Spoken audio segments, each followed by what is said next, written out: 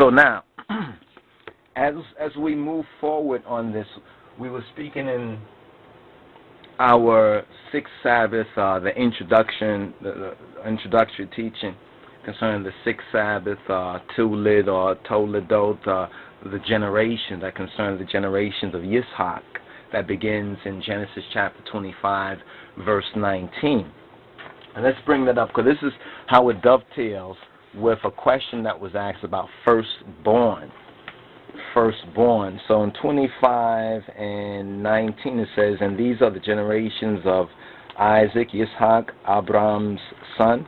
Abraham begot Yitzhak. Yitzhak was 40 years old when he took Rebecca to wife, the daughter of Bethuel, the Syrian of Pandan Aram, the sister of Laban the Syrian. And Yitzhak entreated Yahweh for his wife because she was barren, and Yahweh was entreated of him, and Rebekah his wife conceived.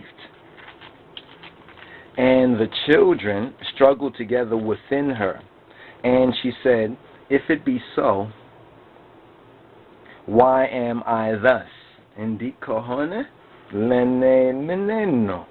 And she went to inquire, she went to ask of Yahweh Baruch Hu.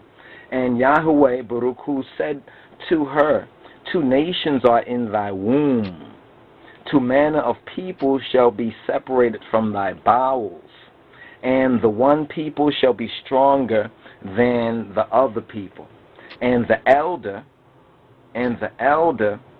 shall serve the younger, and the elder, the older people, or the older people will serve the younger. Now it's very interesting because this has a lot to do with both the black matriarchal system, you understand, that is totally non-sexist.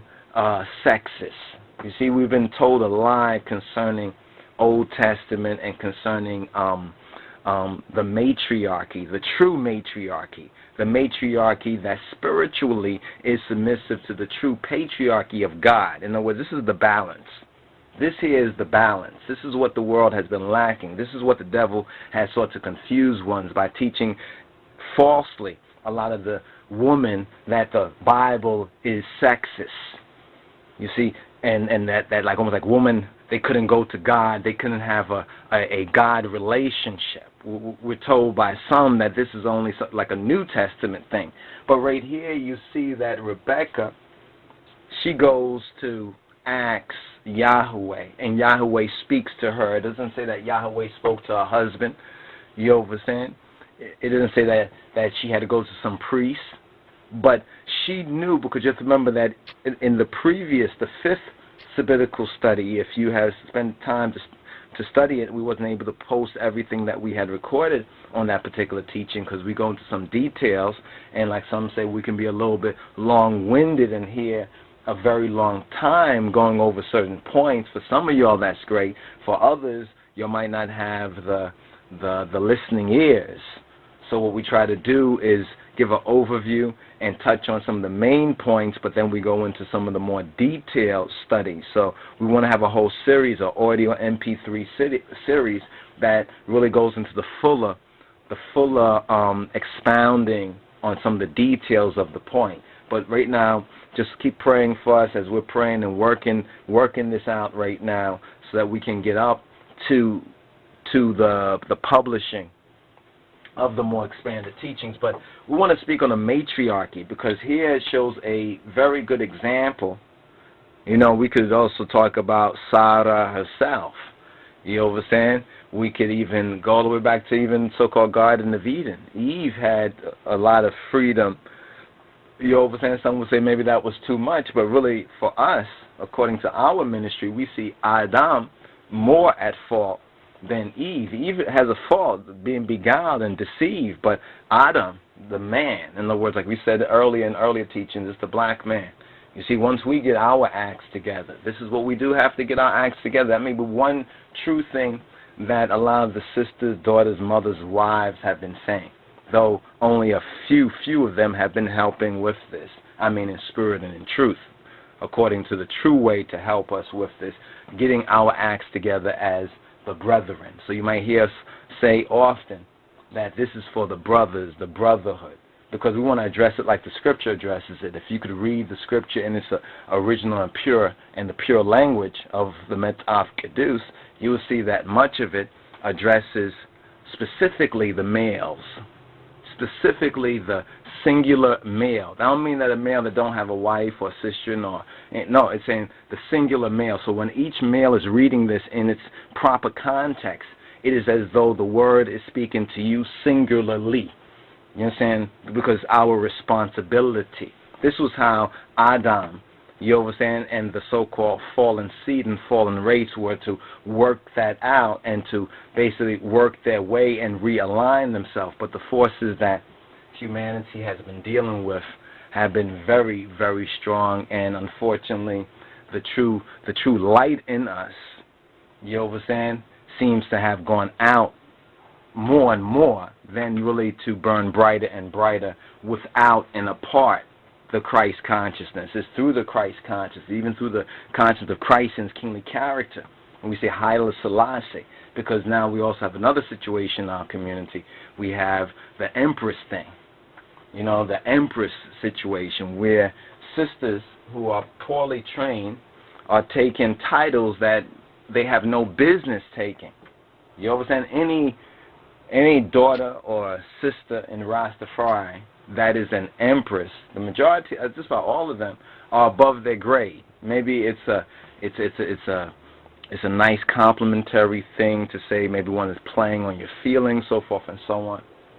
But just like a brother can't walk around and call himself emperor, you understand? This be partially or even universally accepted by other Rastafari.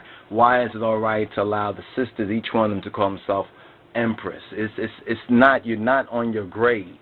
You understand? You've gone out of your grade. But remember what we said from the earliest part, that ignorance of the law is no excuse. This is why we're in a period of grace. This is why the ministry has to point these things out, whether people willingly change these things or not. At least they will know when it's all fulfilled that one did come to them and one did tell them, as the scriptures say. At least they would know in those days and those times there was a prophet, you understand, one to bear the news, you understand, of the King of Kings and his Christ. One did seek to inform them of that, you understand, to give them a report to them the truth. Whether they want to accept it or not, whether they want to check it out and research it, we hope ones would study it for themselves. Because you study it for yourself, then you'll know it for yourself. But the Bible is not sexist. You know, the Bible is, the more and more we study, especially having the advantage and opportunity to study it in various of the original, what's called the original and the pure language of the King of Kings, the more and more we find that totally opposite of that false satanistic worldview that the Bible is feminine, the Bible is sexist, you know what I'm saying, and it's anti-feminist or it's anti-females. What people are doing, for lack of a better word, are like yanking your chain and breaking your chain or chaining you up. You understand? Chaining up your mind, your hearts and your mind by giving you lies and dissembling, so that you would not even have the willingness to really find the truth for yourself, because you'll believe, well, that must be true. We're here to say that is totally, definitely not true, because even this example here was very, as we meditated it, the example of Rebecca speaking to Yahweh, and then it goes on to the birth, to mention the birth of Esau. The birth of Esau, or Esau and Yaakov. Now this is what ties now into the firstborn, because there's a birthright issue here, birthright issue coming up, and this is a direct tie now to the firstborn. We're going to touch on a little more about the non-sexist level of the Bible, the non-sexistness of the Old Testament especially. Women were very spiritually liberated, you understand, in Adonai, in the true God, you understand, as they are in the true God and his Christ, in the true Rastafari. So now,